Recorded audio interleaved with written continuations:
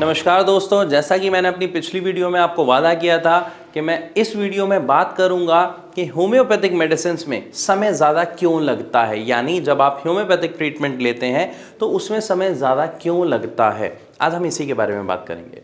देखिए, अगर मैं यहाँ पे बात करूँ कि अस्थमा की, तो अस्थमा में जब किसी भी व्यक्ति को समस्या हो रही होती है सांस लेने के लिए, तो वो एक ही चीज़ पर निर्भर हो जाता है, वो है पंप। क्यों? क्योंकि वो इंस्टेंट रिजल्ट ज़रूर दे रही है, लेकिन क्या वो आपकी समस्या खत्म कर पा रही है? नहीं।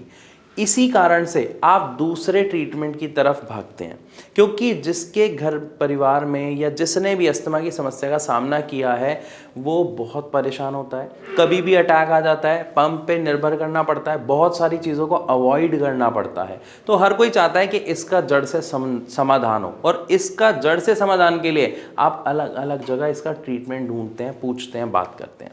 और जब आप बात करते हैं तो आपको ज़्यादातर सुनने में मिला होगा कि होम्योपैथिक मेडिसिन जो है बेस्ट है अस्थमा के लिए, वो जड़ से ख़त्म कर देती हैं। और भारत होम्योपैथी की अगर मैं बात करूं तो हमारे बहुत सारे पेशेंट्स के बहुत अच्छे पॉजिटिव रिजल्ट्स हैं जो उन्होंने हमारे साथ कई बार शेयर किए हैं।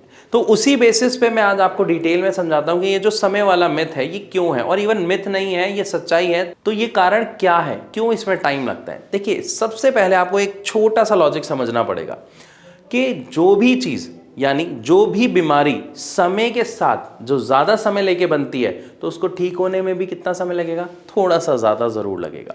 मैं यहाँ पर होम्योपैथिक मेडिसिन की बात कर रहा हूँ। अगर हम बात करते हैं एलोपैथिक मेडिसिन की, तो एक चीज़ हम सब जानते हैं कि वो मेडिसिन आपकी समस्या को ख़त्म नहीं करती है, सिर्फ आपको टेम्परेरी रिलीफ देती है। आप छोटा सा एग्जांपल लेके देखिए, आपके सर में दर्द हुआ, आपने दवाई खाई, रिलीफ मिल गया, लेकिन फिर वो दर्द बना रहता है अगर उसका कारण खत्म नहीं हुआ है तो, राइट।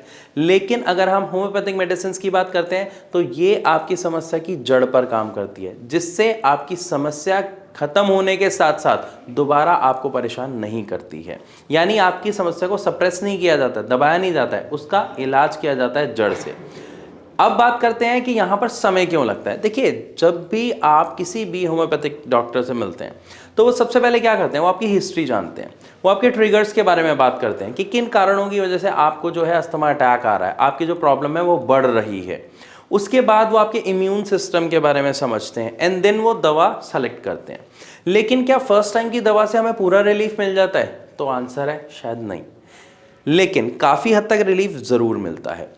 अब यहाँ पर समय लगने वाला पॉइंट आ रहा है, इसलिए ध्यान से समझिएगा। आपने मेडिसिन शुरू की, आपने होम्योपैथिक ट्रीटमेंट शुरू किया, और आप क्या हो गए? थोड़े से लापरवाह हो गए। तो हम क्या करते हैं, जब हम मेडिसिन ले रहे हैं तो हमें रिलीफ मिल जाता है, तो हम कुछ भी खाना, कुछ भी करना शुरू कर देते हैं। अब मान लीजिए आपने गलती से, आपका जो ट्रिगर है, मान लीजिए कुछ खाने से आपका जो अस्थमैटिक अटैक है वो आ जाता है, या स्मोक से आ जाता है, या डस्ट से आ जाता है, तो हम लापरवाह हो जाते हैं। अब इसका मतलब ये नहीं है कि वो अटैक दोबारा नहीं आएगा, यानी आपको अस्थमा की समस्या नहीं होगी, सांस लेने में समस्या नहीं होगी। बट जब आप डॉक्टर से टच में रहेंगे, स्पेशली अगर मैं बात करूं भारत होम्योपैथी की, तो यहां पर डॉक्टर अपने पेशेंट के साथ टच में रहते हैं।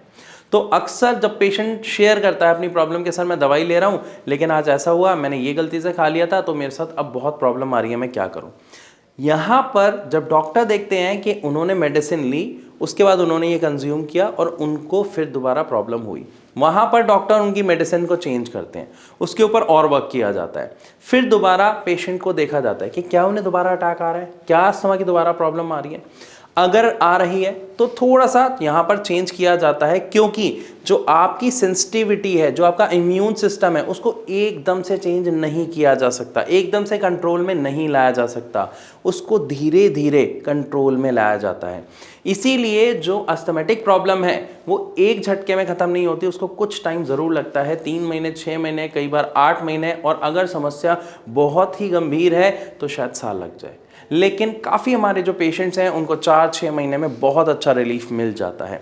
तो आई होप यहाँ पे आपको पूरा समझ आया होगा कि क्यों एक पेशेंट को टाइम लग रहा है ठीक होने में, क्यों एक पेशेंट को जो अस्थमा की प्रॉब्लम है एक झटके में खत्म नहीं हो रही, क्योंकि उसकी समस्या की जड़ पर काम किया जा रहा है, उसके अकॉर्डिंग दवाइयों को कस्टमाइज किया जा रहा है, इसीलिए पेशेंट्स को पॉजिटिव रिजल्ट्स देखने को मिलते हैं।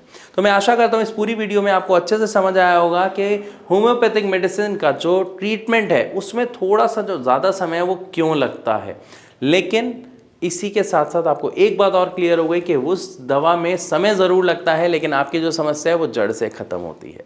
फिर भी अगर आपका कोई सवाल हो तो आप कमेंट सेक्शन में लिख के हमसे ज़रूर पूछें। इस वीडियो को प्लीज़ ज़्यादा से ज़्यादा शेयर करें ताकि लोग होम्योपैथिक मेडिसिन के फ़ायदे समझ पाएँ और साथ ही ये समझ पाएँ कि देखिए इसका कोई साइड इफ़ेक्ट नहीं होता, ये एक ऐसी मेडिसिन है तो इसको लेने में कोई नुकसान नहीं है, बल्कि आपकी समस्या जड़ से खत्म हो रही है। फिर भी कोई सवाल है तो आप हमसे ज़रूर पूछें। इसी के साथ अब मैं आपसे इजाज़त चाहूँगा, मिलूँगा अपनी अगली वीडियो में, तब तक के लिए नमस्कार।